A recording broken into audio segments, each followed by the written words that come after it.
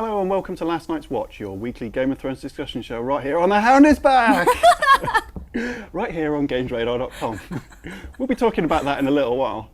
For now, I'm Andy Hartup and I'm joined as ever by Lauren O'Callaghan. Yeah, this week we're talking about The Broken Man, the 7th episode in Season 6. So if you haven't seen it yet, turn away now because there's going to be lots of spoilers. Like that one that I just let out, yeah. We're also going to be talking about Riverrun, what the hell's going on there, and the fate of Arya. But first, let's look at The Hound. Your watch has begun. How many men did it take to cut you down? Just one. Oh. He must have been some kind of monster. He was a woman.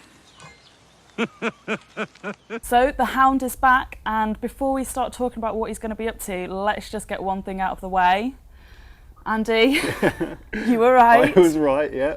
My Would you God, I like don't to hear go that very often. Yes, I was right. Hate me if you will. I predicted quite a while ago that the Hound would be back as part of the whole Clegane Bowl theory, which stipulates that the Hound's going to be fighting the Mountain for the honour of Queen Cersei. So the Hound is back, the Mountain's still alive, Cersei's having a trial by combat. He's not doing much fighting in this episode, though. No, he's at peace. He's at peace. That is the Hound side of him. He's found a very loving, restful community who have now all been slaughtered because it's Game of Thrones. That's probably going to fuel his quest for revenge and rediscover his hatred and maybe go and fight and finally kill his brother, which he's wanted all along. I think you're making a bit of a leap there, but let's go with it. Well, I'd just like to point out that I was right about him being back. All right. I was right about Jon Snow being alive. Okay, we've acknowledged that. I'm so right. All right, okay. It's boring being right all the time. It was interesting how they put The Return of the Hound before the credits. Yeah, they've never done that before. No, it's... Yeah. I think it was sort of a testament to the fact that he's such a loved character by the fans, and obviously he's one of my favourite characters. He's probably got the best lines in the entire show. He didn't bust any of them out this week, but he will be busting. I'm sure he'll bust out some more great lines. I also like the Ian McShane character, who he's meant to be the elder brother from the books because he's the guy who rescues the Hound, but that's not who he is in this one. There's like quite a few subtle differences. Yeah, I think they've actually kind of pared back a lot of the backstory from the books here because obviously, they've only got so much time to cover everything. So there's no real mention of where they are because in the books, they're in the Quiet Isles, which is quite secluded, but they've not really bothered to go into too much detail here. It's just a very nice paradise looking. Like I swear they made the grass greener in those scenes. Well, maybe they did. Yeah. Like I was looking at it and I swear the grass looks greener. And that's how you know there's going to be blood soon. I really liked his character, and I'm quite sad that he's gone because he, unlike the older brother's, a little bit pious. I mean, he's quite human compared to the other brothers on the Quiet Isle. But in this one, Ian McShane's playing like quite a sort of like a rascal, really, isn't he? He's like, oh yeah, I saw you on the road, and I was going to give you a proper burial, and then you coughed, and then I almost shit myself. I thought that was a really great line. So I'm genuinely quite sad that he's gone. He was quite a decent character. I genuinely thought he'd survive a bit longer, but he'd spoiled it beforehand, hadn't he? He already said, I'm only going to be in one episode. Unless you've been living under a rock, you know that Ian McShane's been spoiling Game of Thrones before he even really started filming it and said that he was only going to be in it one episode. So kind of saw it come in. Yeah. So where do we think the Hound is going next? Well, you think I mean... It would be a bit weird, like why would he go back to King's Landing? Like I think first of all he's probably going to go and find the people that murdered everyone in his nice community. So whether something's going to happen there that's going to lead him back to King's Landing, like maybe he'll find out that secretly his zombie brother is in charge of those soldiers that murdered. Well, it's quite possible actually because it is because before he was returned to King's Landing to fight with Oberyn Martell, the Mountain was in charge of Harrenhal, and he was going around that general area, smashing up all the communities and trying to find Lord Beric Dondarrion. Right. And those could have been his men. Either way, I don't fancy their chances of survival. No. Not much. Also worth noting, this has been in since episode 1. That is how convinced we were that the Hound is going to come back, and here he is. And this represents Bran. Definitely not just a cute three-eyed Ravens wife that HBO sent us. Yep. No, sir. We definitely know what's going on. Yep. So it's time to move on to our quiz question of the week. Now, I've got the quiz question from last week, which I asked Lauren, and it was, what is the name of the Tarley family sword which Sam steals at the end of his particular part of the episode? And the answer is Heartsbane. Yeah. I was half right. Yeah, you said Braveheart, didn't you? Got Mel Said Gibson on the brain. something heart, Yeah, something heart. You can almost have a point for that. Loads and loads of you got it right. There was Mist Dragon, there was Kieran Parry, loads of you. So well done if you got that question correct. Okay, so you ready for this week's question? I don't know, am I? Don't know. Yeah, all right then, go on. Hit me with it. So in this week's episode, we also got our first look at Lady Lyanna of House Mormont. Kick-ass 10-year-old. Yes, the best 10-year-old actress I've ever seen. How is she related to our very own Jorah Mormont? Oh, the fellow with Daenerys. Yeah, that guy. She would be his cousin? Not Lord Commander, no, not Lord Commander. Yeah, I'm going with cousin. Okay. Cousin. So they probably couldn't get married. Probably, but you never know. If you think Andy's right, or if you think you know the answer, let us know in the comments below. But for now, we're going to talk about what's been happening at Riverrun. Come out and face us, Blackfish! We have Lord Edmure! Yield the castle, or we'll hang him! Yeah, it looks like it's all kicking off at Riverrun, and I genuinely think this is going to be one of my favourite plot threads. I mean, for a start, all the rogues are back. Like, all the rogues, Bron's back, Brendan Blackfish is back, Jamie's sort of back and being a little bit more badass, although he stumbled again. Yeah. Also, I love watching Freys get slapped about. So I'm just going to enjoy everything that happens there. That was a good moment. Yeah, Jamie got his ass handed to him again. Like, he had his ass handed to him by the High Sparrow. So Cersei said, right, go get Riverrun for me. Yeah. And now an old man has kicked his ass again with words. But I'm a bit confused as to why he thought that would work, because I could have told you that Blackfish Tully isn't negotiating. Like, he knows that his nephew is pretty much dead anyway, so it doesn't really make much of a difference at this point.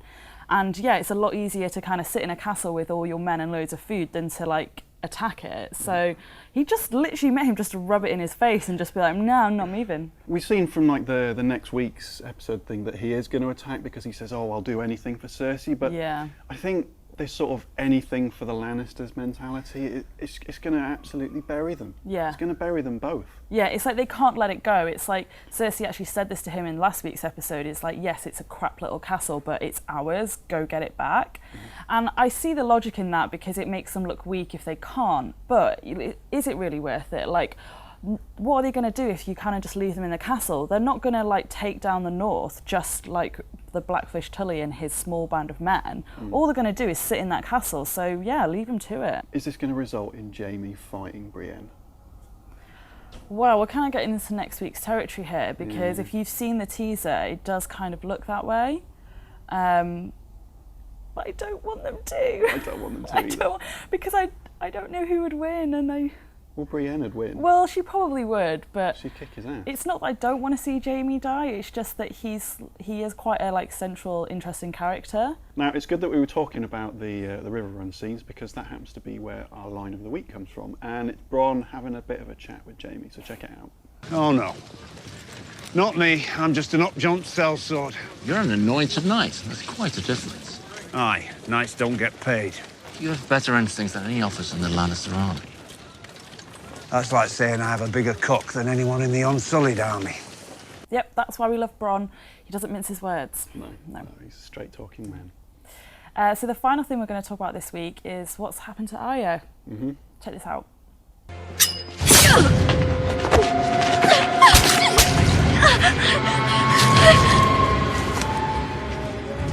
It's not looking great for Arya. She's bleeding in Braavos. Now, she's got a passage booked on a boat, which she wanted to do. Well, I don't think she's going to make it. Well, I don't know. She's just dragging herself up the boat, Kelly, with like blood and guts coming out. I don't know. Like, are they going to kill her off? I mean, I can't see them killing her off. Like it, and if she does, it kind of feels like that death was a bit. It wasn't up to the usual Game of Thrones standards for a major death, But I'm just kind of disappointed in her. Like, she knew that the Faceless Men were going to come after her after she abandoned them. She knows they can change faces, and she's just quite happily, like, you know, stood on a bridge talking to strange women. Yeah, kindly strange woman. I was just so disappointed. I think it was fairly obvious that she was going to get attacked at that point, but I don't know. I'm in two minds. I can see them killing her off because they need a significant character death, and that would, it would neatly tie a knot in her plot line, because it's not really going anywhere, is it? It's not really integral to everything that's happening elsewhere. At the same time, she could be having a return. She could be reunited with the Hound. I mean, they're happening at roughly the same time. I mean, it's possible. I don't know how thrilled I'd be about that, to be honest, even though I'm like a massive fan of the Hound plotline. It's a bit meh for me, so maybe it'll happen, maybe it won't. No. And the next episode, it's worth noting, is called No One. Yeah. So it's make or break time for her, yeah. It's definitely going to be about her. Like, obviously she's going to survive until next week, but whether something else will happen that means that's her over. Once you've been marked by the Faceless Men, is that it? I mean, will you be killed at whatever cost? I don't know. I mean, so far they've managed to basically kill everyone they want to. So something tells me that if she survives, they're not just going to give up. No, I can't see them letting her go. No. I mean, even the character who was Jack and Hagar, he's not going to allow that, because I think it goes against the tenets. Once someone has been named, then they've got to go. So if the waif doesn't kill her, then maybe she's going to fake her own death. Yeah, could you think that the waif thinks she's dead? Like, well, she's dropped into the river and there seems to be a lot of blood, so yeah, fine, she kind of looked convinced. Yeah, like the Jack and Hagar figure, when she goes back to say, yep, killed Arya Stark, brilliant, he's going to slap her and go, no, you lied. He's going to go, where's her face in the Hall of Death? If she murdered her, it should be here. Go get her face. I wish to see her face. Well, obviously, let us know what you think in the comments below. Now, let's move on to talk about what's happening next week. Now, we've already touched on this a little bit. We've seen a clip of Brienne going to the camp, the Lannister camp outside Riverrun, and she's chatting with Jaime. Now, Jaime's going to send her in to try and convince the Blackfish to let the Lannisters take the castle peacefully, or as peacefully as possible. And she says, should I fail to persuade the Blackfish to surrender, and if you attack the castle, honor compels me to fight you. So, I mean, Brienne and Jaime. I'm a bit confused, though, as to why she would agree to convince the Blackfish to give up Riverrun anyway. Well, I mean, she may think, out of loyalty to Catelyn Stark, that she may see Jaime's argument. She may think, well, there's no way they die. can win. Yeah. So the other thing I was wondering is, obviously Sansa has sent her there. Is perhaps Sansa sent her to get her uncle and his forces to join Jon's army. So the idea being, look, give up Riverrun and come and join us, because we've actually got a war to fight in the north, and then we'll deal with the Freys and the Lannisters later. And maybe that's why she's been sent to kind of convince the Blackfish to give it up. Possible, but I think there are only like a few hundred people in Riverrun. It's more than 62, though. Well, it's more than 62. Yeah. The other thing that's going to happen next week, I finally think we're going to see some sparrows murdered up. Yes. Yeah. It's a big face-off between the High Sparrow and so Cersei. the I choose violence moment from one of the first trailers we ever saw for the season looks to be in this week's episode, and the sparrows are actually in the Red Keep, so they probably turned up to drag Cersei to her trial, and the Mountain's kind of stood behind her being all menacing, and he's going to crush some skulls. Do you think when she says I choose violence, she's actually referring to trial by combat? Quite possibly, because that'd be disappointing. Because I want to see some of those religious fanatics get smashed up. I want to see Lancel Lannister get the Mountain's fist in his face. It needs to happen. Well, he's even got a target on his head. It does seem like it would be a bit counterproductive to like have a battle within the Red Keep when she could just choose trial by combat. But you can't deny that we have seen footage where the sparrows get squished. So it's going to happen one way or the other. I just want to see it. I just want to see it. Okay, that's it from us for this week. If you like the video, hit like, and if you want to make sure you never miss another episode, hit subscribe. There's loads more Game of Thrones coverage on GamesRadar.com, but for now, your watch has ended.